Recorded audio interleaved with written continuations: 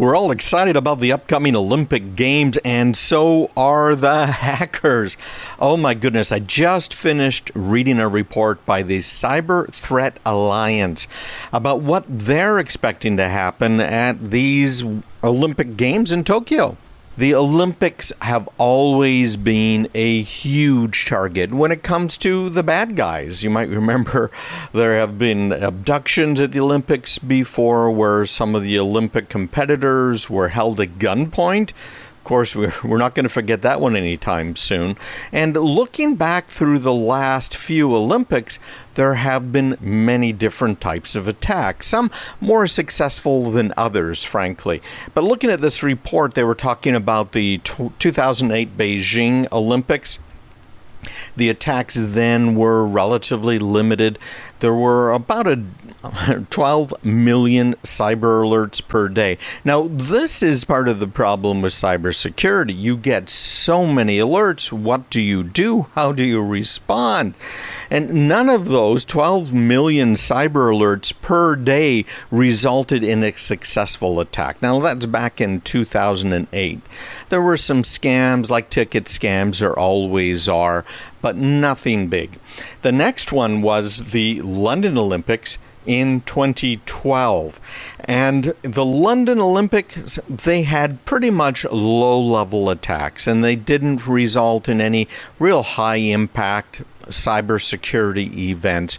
And the most significant event back in 2012 was evidence of a credible cyber threat against electrical infrastructure that was, of course, in place for those Olympic Games. There was a distributed denial of service attack on the power systems.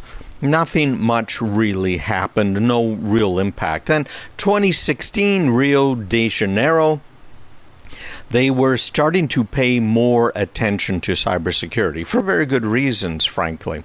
There was a large-scale denial of service attack that was carried out by this botnet. Let me explain what that is.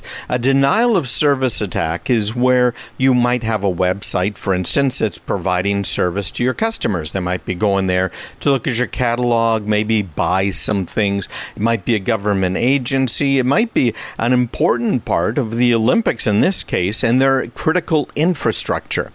So denying service means you either knock it off the air so people can't get to it, or there's also the distributed denial of service attack. Now, DDoS, or the distributed ones, are where you have hundreds or thousands of computers out on the internet all over the place that are trying to get to maybe the home page, maybe the purchase page.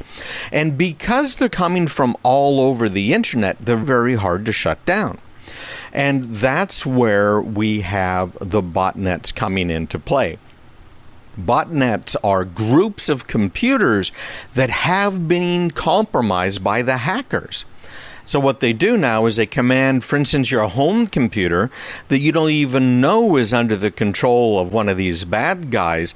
Your home computer now issues a request. Hey, give me the home page of Olympics 2020. And off it'll go dutifully and try and get the home page. Well, that's all well and good if the load on the server is what they're expecting. You've been to sites, right? You hear something mentioned on the radio, and like CraigPeterson.com.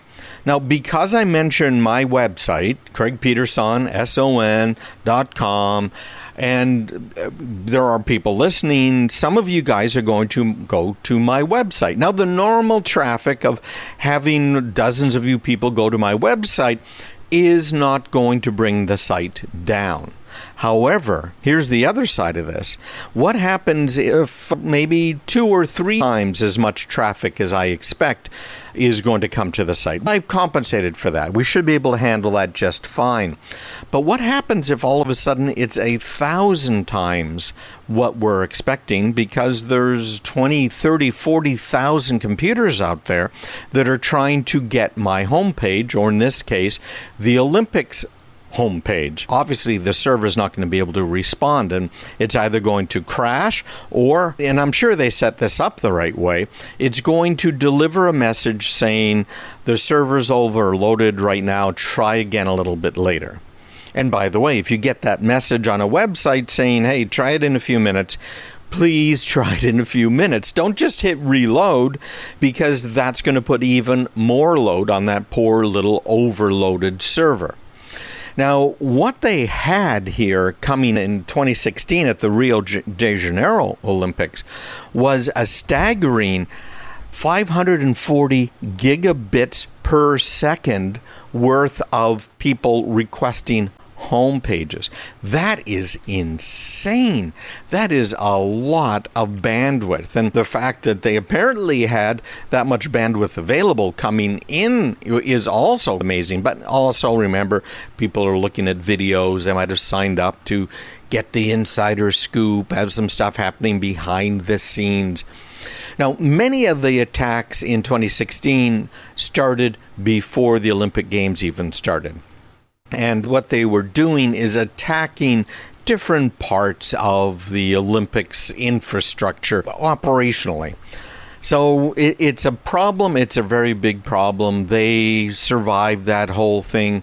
And by the way, the Brazilian government ended up trying to protect the World Cup back in 2014 as well, by spending a whole lot of money and time on this. But remember, even back in 2008, we were talking about 12 million cyber alerts per day. How can you staff up for that? That was back then. We're seeing some of our clients being hit with hundreds of cyber attacks a minute and multiple per second, sometimes 10, 20, 30 per second. It's just incredible what happens. In fact, divide those numbers out. 12 million divided by how many seconds in a day. It just shows you how amazingly huge it is.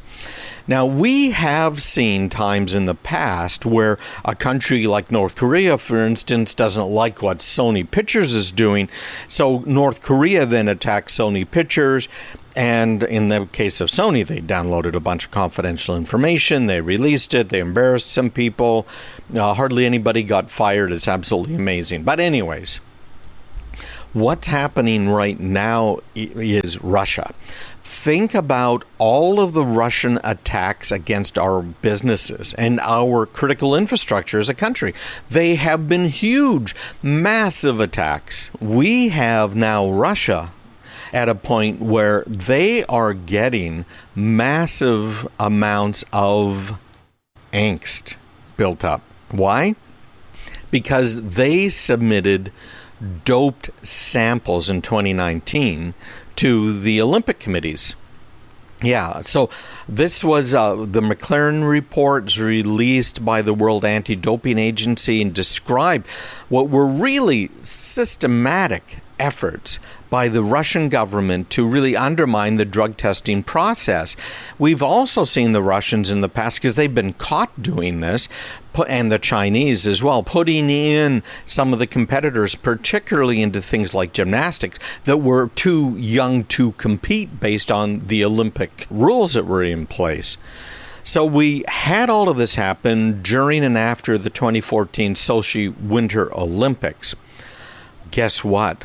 Those restrictions on their athletes are still in place, and in place in a very big way.